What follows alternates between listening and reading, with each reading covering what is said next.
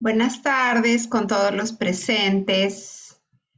Em, en realidad esto es un preámbulo que tiene que ver con la función de los registros públicos, ¿no? En la sociedad, la función de los registros públicos como una entidad que brinda seguridad jurídica, ¿no? Em, Todos prácticamente conocemos o siempre hemos oído hablar de los registros públicos porque no solamente las personas que tienen bienes inscritos como inmuebles, sino quienes tienen vehículos que también se inscriben en registros públicos, o si van a realizar algún tipo de gestión bancaria, necesitan tener un poder, ¿no? Si van a representar a alguna persona natural o si son representantes de alguna persona jurídica. En realidad, el registro público es más que el registro de inmuebles, ¿no? Pero sí nació como un registro de inmuebles. Ese es su origen, ¿no? Y esta creación del registro no se realizó en el Perú. En el Perú empezó el registro con una ley que es copia, que fue en su momento copia de la ley española, ¿no? Porque en Europa es que se desarrollaron los registros públicos en primer lugar en el siglo XIX, ¿no? Antes de eso ya había algunos gérmenes de lo que ahora son los registros públicos, ¿no? Muchísimos países del orbe tienen registros públicos, ¿no? Algunos no tienen registros y un país muy importante que casi no tiene registros, aunque depende de los estados, son los Estados Unidos, ¿no? Los Estados Unidos de Norteamérica tiene un sistema totalmente distinto de contratación inmobiliaria, ¿no? Hay mucho riesgo ahí, por eso hay muchos sistemas de seguros para garantizar estas operaciones que por la falta de un registro como tienen los otros países, normalmente pues están sujetas a más riesgos, es decir, que el propietario, el vendedor no sea realmente el propietario actual, ¿no? Ese tipo de situaciones o que haya gravámenes y los gravámenes no sean claramente conocibles, ¿no? En cambio, el registro público nace justamente para eso. Entonces, en esta presentación de ahora, en realidad lo que voy a hacer es introducir por qué es que tenemos un registro o registros públicos en el Perú y para qué nos sirven, ¿no? Porque hay justamente proyectado un curso que tiene que ver con actos que inscribimos en registros públicos, ¿no? Porque justamente el registro público es un registro jurídico donde se inscriben derechos, pero no solo derechos, porque también se inscriben actos, ¿no? En predios vamos a ver que se inscriben muchísimos actos, ¿no? Los actos que modifican a los predios también se registran, ¿no? Tenemos una descripción de los predios en registros públicos, ¿no? Tenemos una descripción si es que hay una edificación, tenemos una descripción si es que hay una subdivisión, tenemos unas habilitaciones urbanas que nos generan el cambio de un predio rústico a un predio urbano o de un predio eriazo a un predio urbano.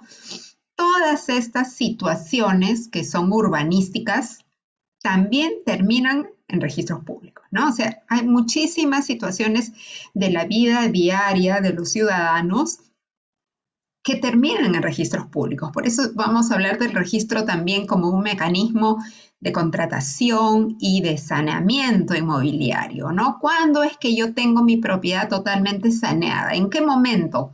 Cuando un comprador está 99%, porque nunca podemos hablar del 100%, seguro de que va a realizar una buena compra de un inmueble, ¿no? Preferimos comprar un inmueble que esté registrado o que no esté registrado. Nuestro sistema registral no obliga a inscribir, ¿no? No es obligatorio. Sin embargo, en las ciudades vemos que al menos los predios urbanos están en su gran mayoría inscritos en registros públicos. Entonces, si me van a vender un predio en la ciudad que no está registrado, como que ya nos da cierta desconfianza. ¿Cómo tenemos certeza de quien nos vende es el propietario, no? Nos puede exhibir un título, un testimonio o un contrato, pero sabemos que es el propietario actual, ¿no? El propietario vigente. Bueno, muchas veces nos podemos llevar por quien está poseyendo, ¿no? O sea, esta persona yo sé que vive ahí y eso me da una idea o me hace presumir que es propietario, ¿no? Pero tampoco hay una certeza como si nos genera certeza saber que el bien está registrado y que está registrado a nombre del propietario, ¿no? Entonces, hay estas situaciones que tener en cuenta en la contratación. Entonces, vamos a ver, permítame que voy a volver a compartir. Esta es una presentación corta que he hecho para esta ocasión, ¿no? En que vamos a presentar un poco cómo nacen los registros públicos en nuestro país, ¿no? Y para qué nos sirven, ¿no? A nivel mundial hay distintos sistemas de transferencia de la propiedad inmueble, ¿no? Y solamente vamos a hablar de un sistema, que es el sistema consensual, porque ese es el sistema que funciona en nuestro país desde el Código Civil de 1852, 1936 y actual 1984. ¿Cómo se transmite la propiedad inmueble en el Perú? Bueno, en el Perú el contrato en sí ya es traslativo de dominio, ¿no? Eso es lo que dice nuestro Código Civil, lo vamos a ver más adelante. Acá hay una definición de lo que es un sistema consensual. En el sistema consensual, el solo contrato ya traslada el dominio a favor del comprador, ¿no? Es causalista, ¿no? O sea, la causa es ese acuerdo de voluntades, ¿no? Y no hay un modo específico para la adquisición. Por ejemplo, en España, ellos tienen la tradición, la entrega es el modo, ¿no? Se ponen de acuerdo primero, pero hasta que no se entregue el bien, no se entiende transferido. Ellos han suplido con el tiempo esto de la entrega por la firma de la escritura pública, ¿no? La firma de la escritura pública para ellos es un modo de adquisición. Pero eso no es lo que sucede acá en el Perú, ¿no? No tenemos acá la necesidad de transferir la posesión para que el comprador sea propietario. Este sistema consensual, el Perú, ¿no? Los legisladores lo han tomado del sistema francés, ¿no? El Código Civil francés de 1804, que fue diseñada la transmisión de la propiedad de esta manera, ¿no? Se dice que representa el triunfo de la voluntad sobre el formalismo, porque no se pide ninguna formalidad en este sistema, es simplemente acuerdo de voluntades, incluso podría ser verbal. Claro que un acuerdo de voluntades verbal no voy a poder probar, ¿no? O sea, ese es el problema, la probanza. Pero en estricto, en la teoría, el solo acuerdo ya hace al comprador propietario. Y ese es un sistema que de Francia se fue a Italia, Francia, Italia, Bélgica, ¿no? De esos países fue adoptado por el Perú, ¿no? Bueno, ¿cuáles son las ventajas y las desventajas de un sistema solo consensual? O sea, ahorita estamos hablando de un sistema donde no existen registros públicos, ¿no? Para que luego veamos cómo es que cambió nuestro sistema desde que hemos implantado un registro público, ¿no? Bueno, la ventaja es que favorece la circulación de la riqueza. ¿Por qué? Porque es sencillísimo, acuerdo de voluntades, ¿no? Y beneficia directamente al comprador, porque el comprador adquiere a pesar que no haya pagado el precio todavía y a pesar que no se le haya entregado la posesión, ¿no? Así funciona el sistema consensual. ¿Y cuáles son sus desventajas? Estas desventajas que vamos a mencionar son justamente las que el registro público pretende eliminar, ¿no? O sea, mantener el sistema consensual, pero con un registro, ¿no? Entonces, las desventajas que se han identificado en su oportunidad es que este consensualismo descarta la utilización de sistemas publicitarios, o sea, el acuerdo de voluntades no lo conoce nadie, solamente las partes, ¿no? Nadie más. Entonces, esa falta de publicidad es una desventaja, ¿no? Para la contratación inmobiliaria. No se puede determinar quién es el propietario y si el bien tiene gravámenes o cargas en este sistema consensual. Hay una mayor posibilidad de que ocurra la doble venta, es decir, estas situaciones donde el propietario le vende a uno, después le vende al otro, el mismo inmueble. ¿Cómo se enteran? ¿No? ¿Cómo se enteran en un sistema consensual si es que ya ha sido vendido o no, si es que la entrega no es necesaria, ¿no?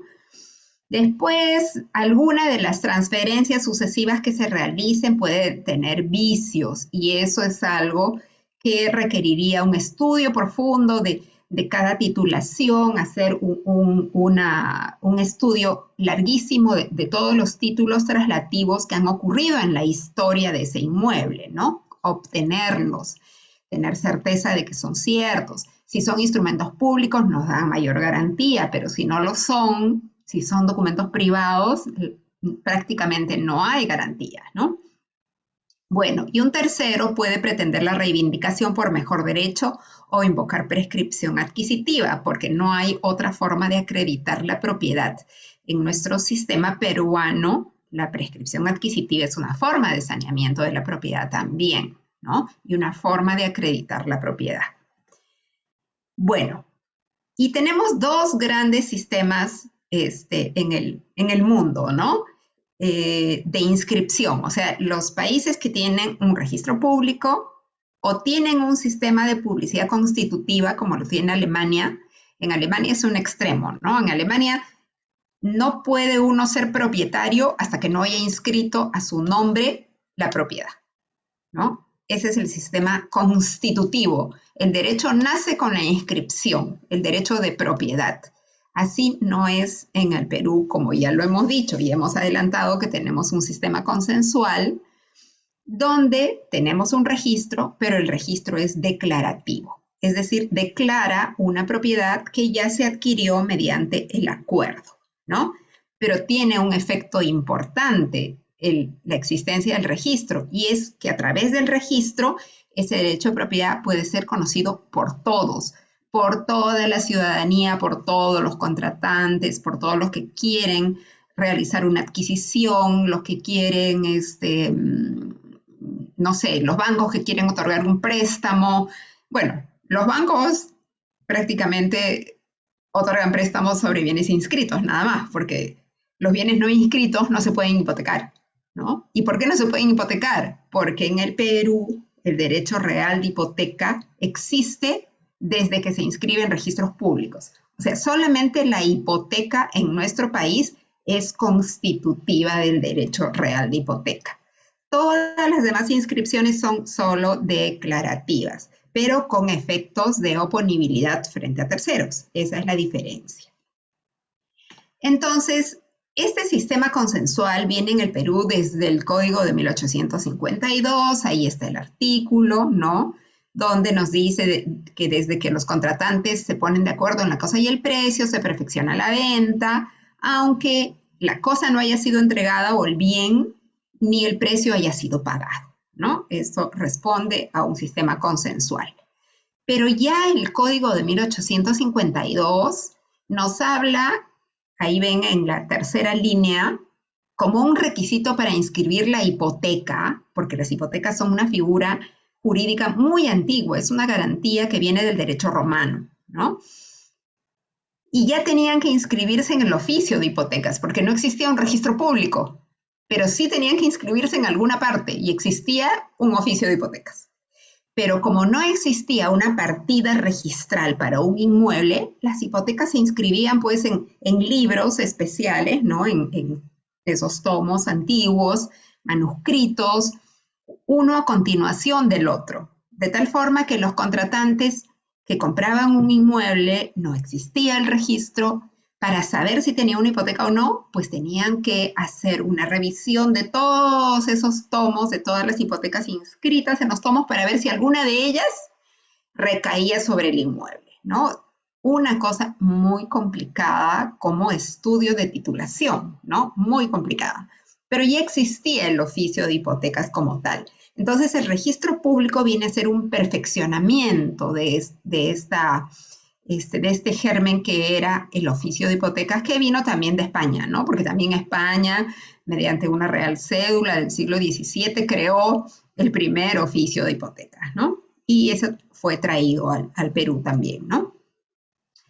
Entonces, estando vigente así el Código de 1852, unos años después, en 1888, en el Perú se promulga la ley que crea el registro de la propiedad inmueble. Así lo crea, como registro de la propiedad inmueble, ¿no? No como es ahora. Ahora es un sistema registral que engloba diversos registros. Aquí lo que tenemos es que esta ley estableció un registro de propiedad inmueble que estaba dirigido por el Poder Judicial, ¿no? Dependía del Poder Judicial en todos sus aspectos.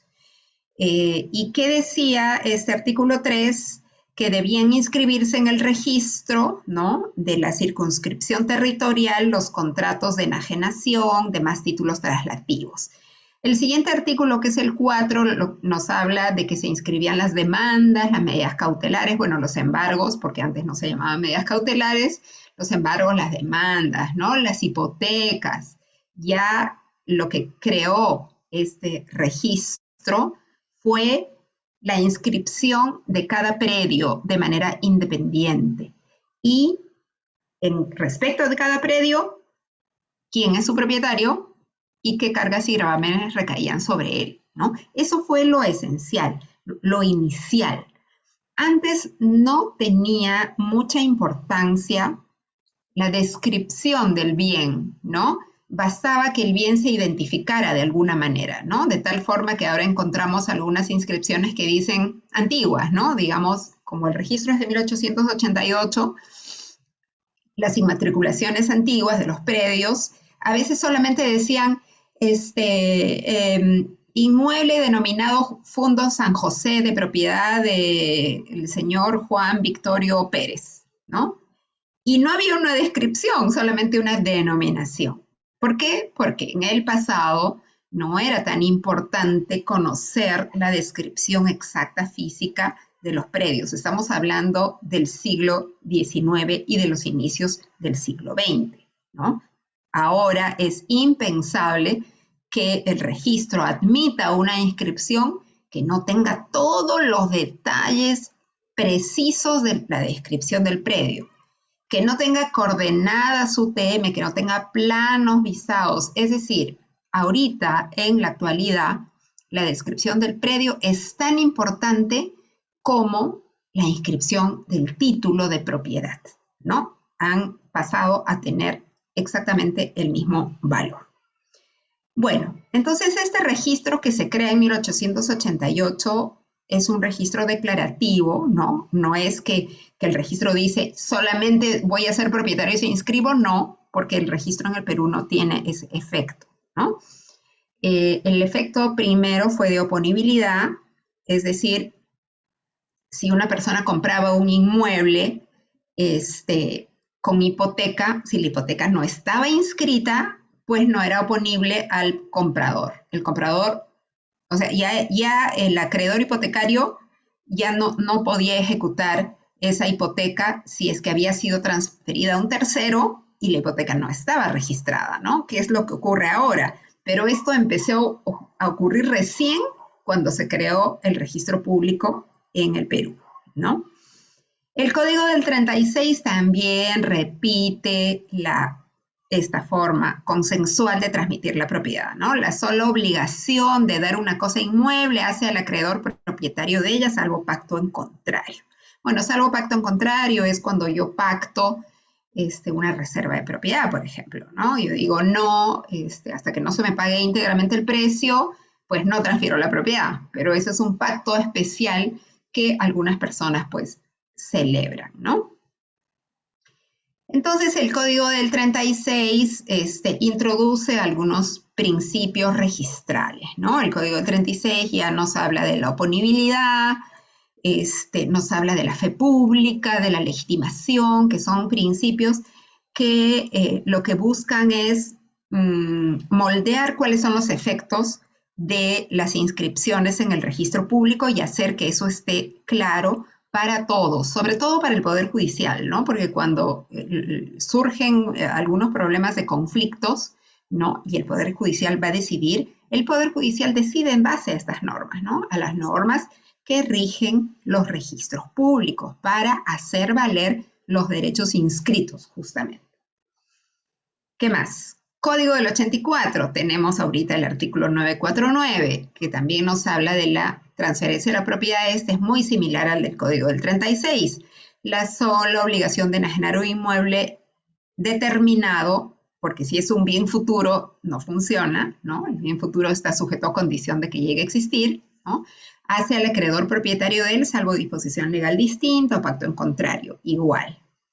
Ahora, hay un artículo muy interesante en el Código del 84, que es este artículo 1135, ¿no? Y este artículo 1135 nos da la solución si es que se produjese, por ejemplo, una doble venta, ¿no? Que algunos piensan que es un asunto meramente teórico, pero en realidad sabemos que el tema de la doble venta lamentablemente existe y se produce, ¿no? Entonces, la solución que da el artículo 1135, que está en el libro de obligaciones, ni siquiera está en el libro de registros públicos, es a favor de la inscripción, es decir, prefiere al que ha inscrito el derecho, ¿no? Entonces, este artículo 1135 nos dice, cuando el bien es inmueble, ¿no? Y concurren diversos acreedores a quienes el mismo deudor sea obligado a entregarlo, se prefiere al acreedor de buena fe cuyo título ha sido primeramente inscrito. Entonces, quien inscribió gana, a pesar de que hayan habido 3 transferencias sucesivas y el último, ¿no? El que adquirió es el que inscribe, pues ese se queda con la propiedad. Y los otros 2, bueno, tendrán otras acciones que realizar, demandar una indemnización o lo que fuere, pero no van a poder quedarse con la propiedad a pesar que tienen un título, ¿no? Entonces, el que ha inscrito en primer lugar es el que el derecho prefiere, ¿no? En defecto de inscripción, dice el artículo, es decir, si es que ninguno ha inscrito, por ejemplo, ¿no? Se prefiere al acreedor cuyo título sea de fecha anterior. Entonces, si tienen escritura pública, ¿no? O tienen un documento con firma certificada, ese documento, el que tenga el documento más antiguo, es el que gana, ¿no? Si es que nadie hubiese inscrito, pero ese es el orden. El que inscribe sí tiene una protección mayor. Entonces, este es un esquemita que siempre se hace en la universidad respecto a cuál es el efecto, ¿no? A propietario del bien, le vende a B el inmueble, pero también se lo vende a C, ¿no? Primero se lo vende a B y después se lo vende a C. Entonces, digamos que B no fue diligente y no inscribió la propiedad, pero C fue más diligente y sí la inscribió a su nombre. C tiene derecho inscrito transferido por A. A era propietario cuando le vendió a C, no, porque desde el punto de vista del sistema consensual, A ya le había transferido a B. Pero para nuestra legislación, si es que C ha inscrito, C es el propietario y no B, ¿no? Claro que C tiene que tener buena fe, es decir, tiene que desconocer que A había vendido a un tercero, ¿no? Porque si en un proceso judicial se prueba que estaban confabulados, ¿no? Por ejemplo, no le van a dar la razón a C, ¿no? Porque acá todo tiene que ser bajo las reglas de la buena fe. ¿Qué más? Tenemos este otro artículo en el Código Civil, que es el 2022, que también nos habla de la preferencia de los derechos inscritos en primer lugar, ¿no? Entonces, el artículo dice, para oponer derechos reales sobre inmuebles a quienes también tienen derechos reales sobre los mismos, es preciso que el derecho que se opone esté inscrito con anterioridad. Entonces aquí decimos el que primero inscribe tiene preferencia. Si son dos derechos, por ejemplo, el caso típico es un inmueble que tiene dos hipotecas inscritas, ¿no? Porque un inmueble puede tener varias hipotecas, no hay un límite, ¿no? Depende del acreedor si quiere una hipoteca de un bien que ya tiene varias hipotecas anteriores, ¿no? El acreedor es el que evalúa su riesgo. Pero digamos que se trata de un inmueble que tenga tres hipotecas inscritas. El primer acreedor es el que tiene el mejor derecho para cobrar la deuda. Y si queda dinero remanente, ya se podrá hacer cobro el segundo acreedor o el tercero. Entonces, en la oposición de derechos inscritos, derechos reales, el que está inscrito primero tiene preferencia también, ¿no? O sea, no solamente que esté inscrito, sino que esté inscrito en primer lugar antes que el otro, ¿no? Ahora, este artículo tiene un segundo párrafo que ha generado un pleno jurisdiccional, ¿no? Porque hubo una discusión que ya ganó una postura, ¿no? ¿Qué pasa entre el embargo? Porque el embargo no es propiamente un derecho real, ¿no? A pesar que sus efectos son muy similares a los de una hipoteca. Es más, en el pasado al embargo se le llamaba hipoteca judicial, pero no es un derecho real propiamente. Entonces, había dos posturas, ¿no? ¿Qué pasa si es un embargo y una traslación de dominio no inscrita? ¿A quién se le prefiere? ¿Al embargante o al propietario que no inscribió? Bueno, se prefiere al propietario que no inscribió de acuerdo a este pleno jurisdiccional, siempre que tenga documento de fecha cierta, ¿no? Esa ya es una interpretación. Y bueno, los registros públicos también, el registro de la propiedad inmueble, lo que tiene es entre sus principios al de fe pública registral, ¿no? Que ese es un principio realmente bastante importante. No todos los sistemas registrales protegen al tercer adquirente, ¿no? Por ejemplo, en Chile tienen un sistema registral muy avanzado, pero ellos no tienen principio de fe pública registral, que nosotros sí tenemos en el artículo 2014 del Código Civil, ¿no? Este es un principio en realidad un poco extenso de explicar.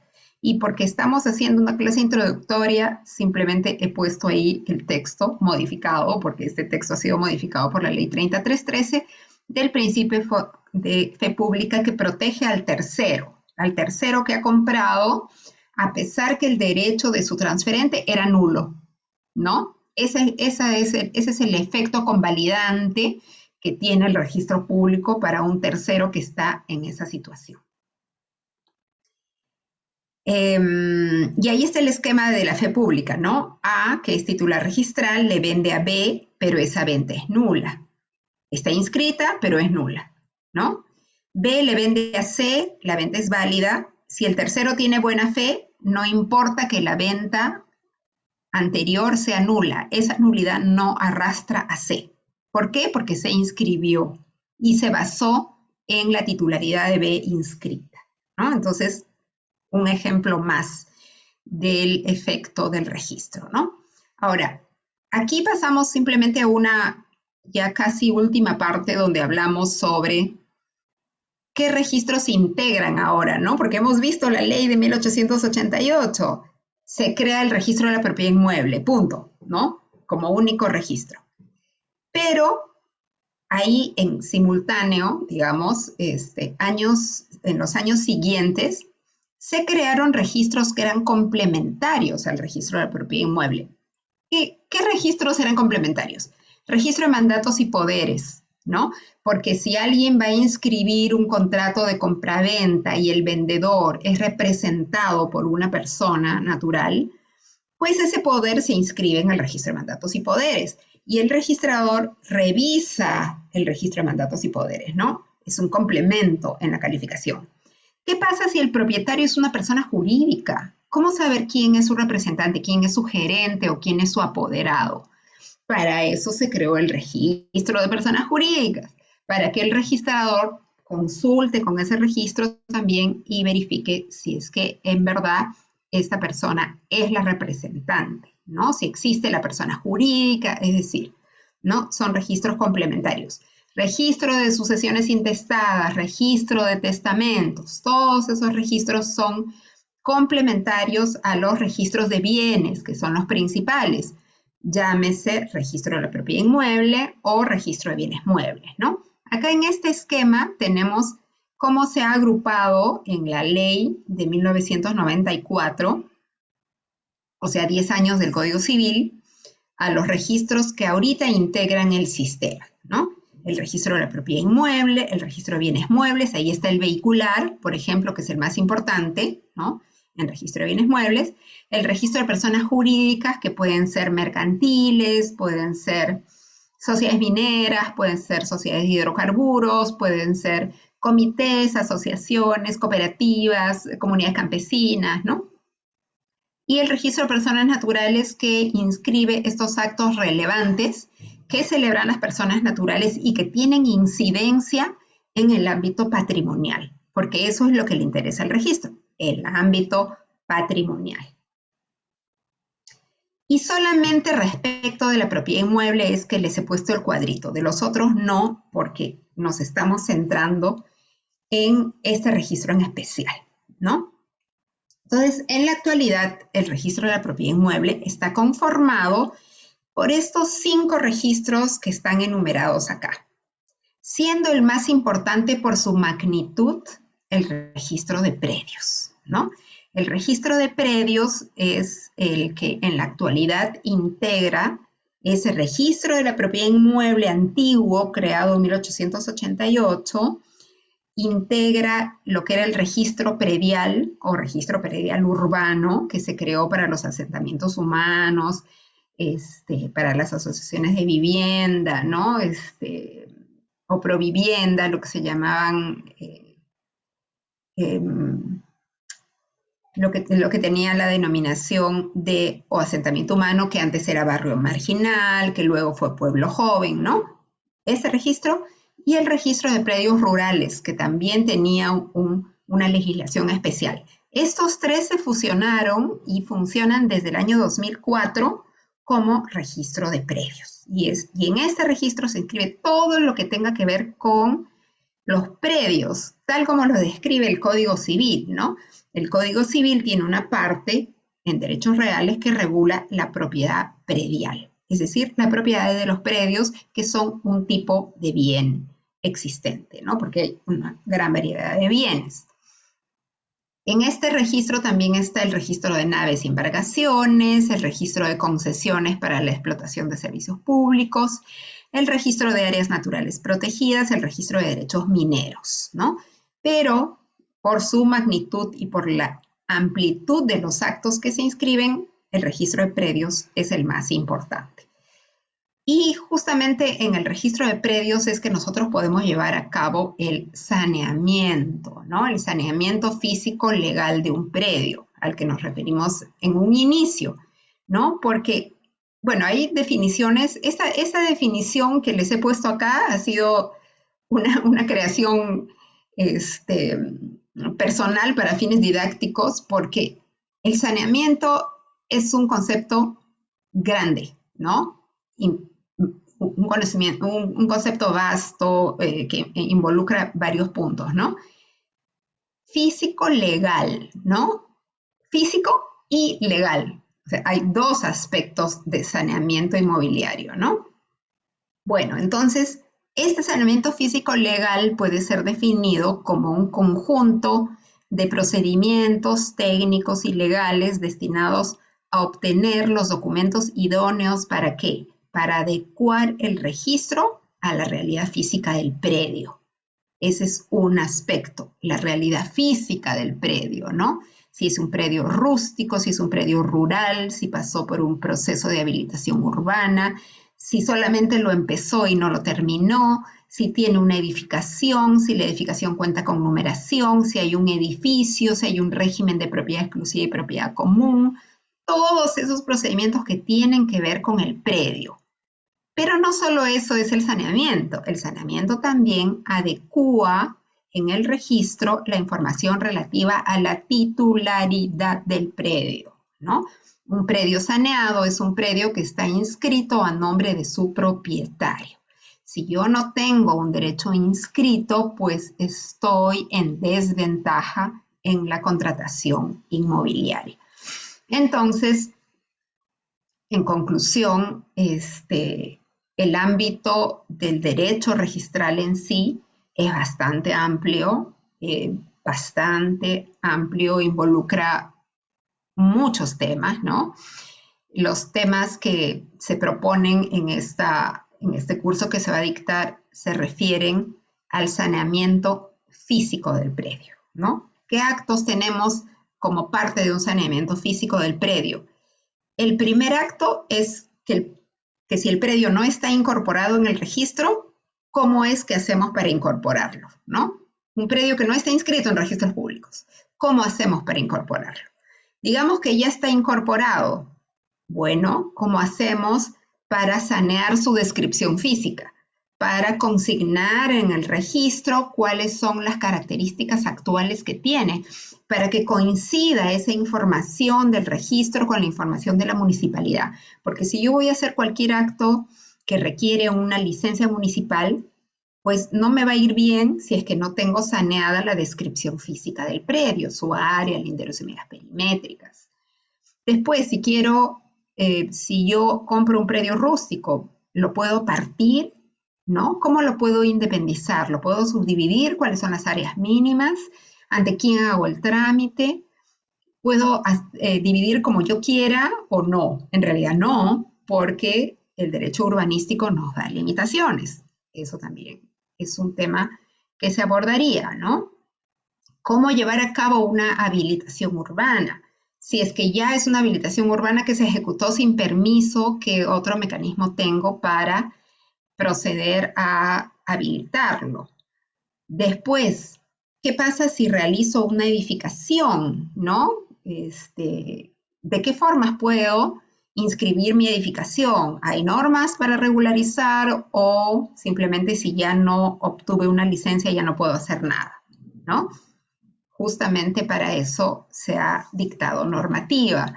Y si es que lo que construyo es un edificio, algo que va a estar sujeto a un régimen porque lo quiero vender departamentos, oficinas o comprar, ¿no?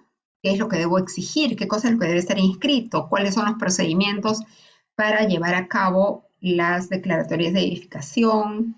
Las independizaciones en el caso de que haya un régimen de propiedad horizontal, ¿no? Que la ley llama régimen de propiedad exclusiva y propiedad común. Es decir, todo el saneamiento predial, ¿no? También hay, digamos, dentro de las posibilidades de cursos que se puedan dictar, cómo regularizar una titularidad, ¿no? Cómo llevo a cabo una prescripción adquisitiva, una titulación supletoria, o cómo que se califica, cómo el registrador califica los actos traslativos, o cómo se califican los actos de gravamen. Muchas personas me preguntan, por ejemplo, ¿qué pasa con una hipoteca cuando han pasado muchos años? ¿Puedo pedir su cancelación? ¿Se extingue? ¿No se extingue? ¿Hay caducidad? ¿No? Hay realmente una serie de temas ya específicos para lograr el saneamiento del predio y así tenerlo, pues, digamos, listo porque tiene un mayor valor un predio saneado respecto de un predio que no está saneado. Es decir, que no está completamente formalizada su situación, tanto física como legal. Entonces, en esto consiste. Y bueno, acá simplemente había compartido o querido compartir lo que ha dicho el Tribunal Constitucional, ¿no? El Tribunal Constitucional en varias sentencias ha reconocido la seguridad jurídica, ¿no? Como un principio y ha dicho, dice, para el desarrollo del derecho de propiedad, en los términos que nuestra Constitución reconoce, no es suficiente saberse titular por una cuestión de simple convicción, sino que es imprescindible poder oponer la titularidad de dicho derecho frente a terceros, ¿no? ¿Y cómo se logra esto?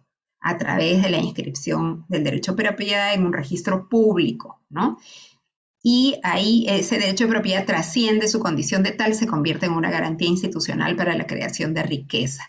Dice que los individuos que cuentan con un título de propiedad registrado poseen una especial ventaja frente a aquellos que no cuentan con la inscripción, porque esto genera una oponibilidad frente a todo, ¿no?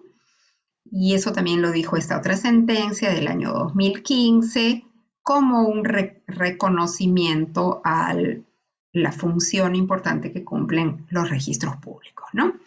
Bueno, con eso en realidad termina esta presentación que me pidieron que sea una de 30 minutos, nos hemos ido 10 minutos más, pero como les repito, lo que se ha buscado es exponer, ¿no? Cómo nacieron los registros en el país, qué función cumplen y un poco la magnitud de los actos que están involucrados, ¿no? Y decir que se proyecta justamente un curso destinado a ver al detalle los actos que implican la incorporación de un predio al registro, su modificación, su subdivisión, su acumulación, su declaratoria de edificación y todo lo que está vinculado al predio, ¿no? Y con eso yo doy por terminada mi presentación. Me parece que los organizadores van a hacer uso de la palabra. Buenas tardes, doctora Marta. Muchísimas gracias por su participación en el webinar. Un gusto saludarles. ¿Cómo están? Buenas noches a todos los participantes. Les saluda Brian Cárdenas del Instituto Latinoamericano. En efecto, esta iniciativa del webinar, un tema pues que espero que haya sido de vuestro beneficio, es la introducción pues a un tema mucho mayor, de 8 sesiones que se va a llevar a cabo ¿no? de la mano de la doctora Marta Silva. Entonces, toda la información correspondiente, si ustedes están interesados, pues, ¿no? En el grupo de WhatsApp que se ha creado, se le brindará, pues, los pormenores de ¿no? del programa, y ustedes, pues, ¿no? Podrán tener la atención correspondiente a través de las asesoras comerciales. Muchísimas gracias por su participación a todos. Espero que tengan un buen fin de semana. Doctora Marta, muchísimas gracias por su participación también. Y bueno, alguna consulta adicional que tengan, por favor. Tenemos creado el grupo de WhatsApp, como ustedes saben. Entonces, por ahí, por favor, va a ser el canal de comunicación, ¿no? Entre ustedes y nosotros para poder brindarles mayor alcance de ese programa, ¿no? Que espero que sea de vuestro interés también. Gracias, doctora Marta. Muchísimas gracias. Ya, gracias a los presentes. Muchas gracias a los presentes. Hasta luego. Hasta luego, doctora.